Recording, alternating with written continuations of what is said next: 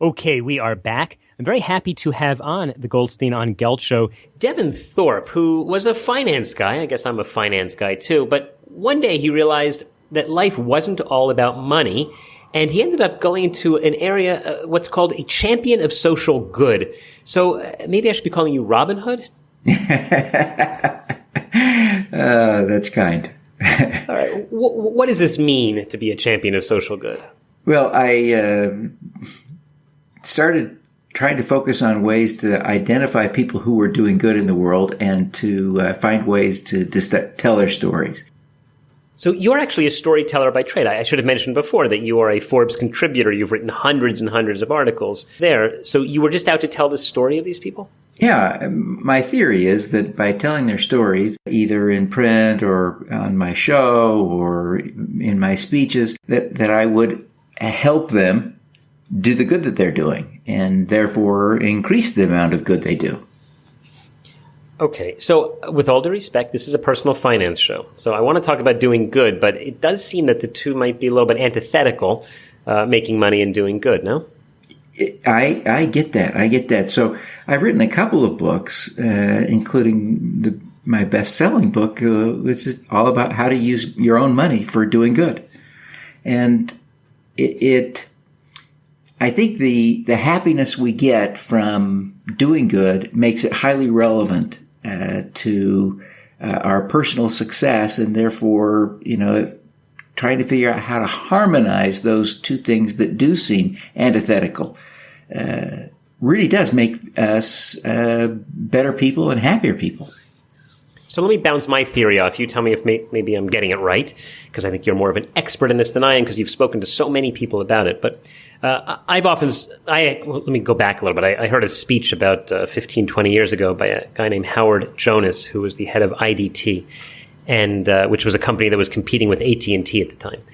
And he said he gave a speech to businessmen, and he said, businessmen and women, and he said that he and his wife give 20% of what they earn to charity. And I remember he was much more dramatic in the way he said it, and I was quite impressed. And I went home and I said to my wife, we should be like this guy and be 20% charity givers. And we actually started along that path, and thank God I've been able to continue that. And one of the things I began to realize as I was talking about this more and more with people is that a lot of the most successful people I know are very, very big donors. And my theory was, first off, it could be a religious theory that, those who give will get, but more practically was simply that people who have the mindset of giving don't see accumulation of wealth as the main goal, but they see what the power is of the money, and therefore they actually can make more money. Does that make sense to you? Oh yeah, absolutely. You've tapped into one of my fundamental beliefs, and that is that money's only real value is the good you can do with it. And so I'm excited and impressed that you have become such a generous guy.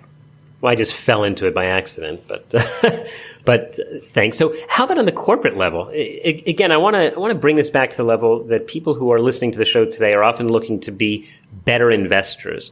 And there are companies that are green. There are companies that say they're green. What does it really mean to be a champion of social good? And should people be looking for that in their investing? Yeah, so I focus a lot of my energy on corporate social responsibility.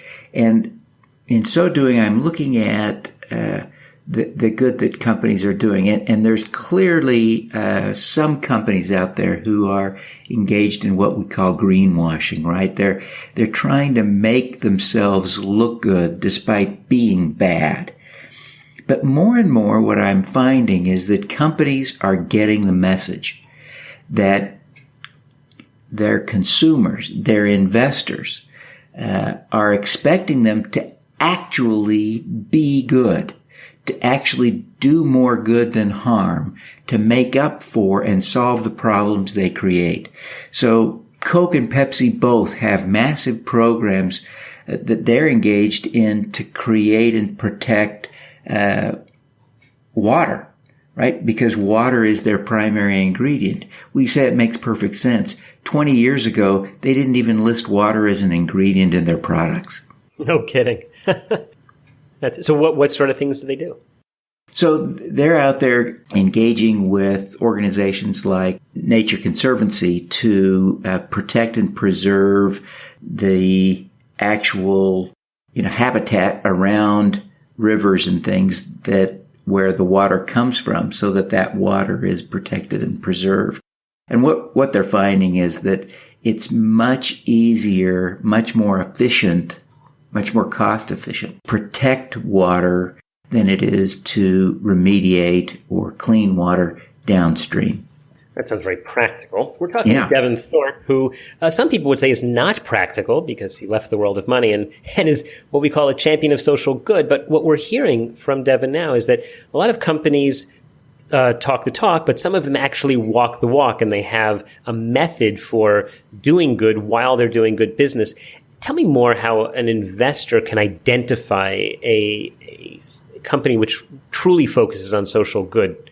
The companies that do will all publish an annual report on their corporate social responsibility. And so if you can't find it on the website, send an email to the company and ask them for a copy of the report. If there isn't one, that's a good sign that you've found an answer. But if there is one, take a few minutes and read it. And you'll be able to tell whether it's whitewashing or greenwashing or whether, in fact, this is a company that's actually doing some good. I'll give you a great example. Microsoft, one of my favorite examples, is a company that has about $100 billion a year in revenue, and they're giving away about over $1 billion a year in free product and cash donations together. So they're actually giving away more than 1% of their revenue, which is, for a company of that scale, really pretty darn impressive. So I would say that that's a company that is really doing good. They introduced Windows 10 with a massive cause marketing program that was really inspiring. It was all about how you can use your computer for good, and it was their primary Windows 10 marketing campaign. We really see Microsoft being a prime example of this. And again, that in interesting contrast, 20 years ago, neither Bill Gates nor Microsoft had any interest in corporate social responsibility. And since then, Bill Gates has become perhaps the world's greatest philanthropist, and Microsoft may be one of the world's great examples of corporate social responsibility. Mm-hmm. So I was thinking of asking you, do you think that's because the investors demand it or because the management has changed? But something, I don't think it matters. I think if people are actually trying to do good, maybe we shouldn't question their motives as long as they're involved in it. One of the things that I've seen on Wall Street, maybe you saw it too, is that a lot of the Wall Street constructs, the mutual funds and these structured products that talk about this sort of thing, I get the feeling that it's a little more cynical, that they're designing things and packaging them to look green or to look, good for people. But really, it's just another way of selling an investment. Is that your sense also? No. Does that happen? Absolutely. I am sure that it does. But I think more and more there are people on Wall Street, people who are investors, who really care about this deeply. And they are investing real time and energy in developing meaningful standards for measuring and reporting on social good. And they are actually subjecting companies to meaningful standards and measures. And so as a result, I think that there really are mutual funds you can buy that aggregate socially responsible companies that have meaningful measures to them. I'm excited about the impact investing movement. It's really gaining a lot of steam, and people are really finding companies that they can invest in that really are changing the world. I've put some money into Tesla. I share that not as a boast, but as a disclosure. But I think Tesla is a great example of a company that you can buy that is changing the world in a proactive way. Mm-hmm.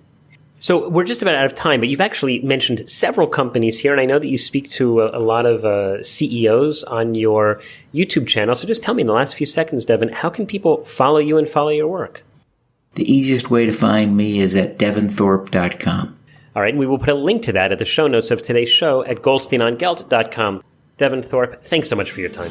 Thank you. You've been listening to the Goldstein on Gelt Show with money maven Doug Goldstein. Doug's weekly radio show is heard around the world. If you miss it, you can download the podcast at www.goldsteinongelt.com. The Goldstein on Gelt Show gives you up-to-date financial ideas so you can get on the path to financial freedom. If you'd like your questions answered on the air or off, send Doug an email to doug@profile-financial.com. It's your money for your future, so join Doug every week to build your wealth on the Goldstein on Gelt Show.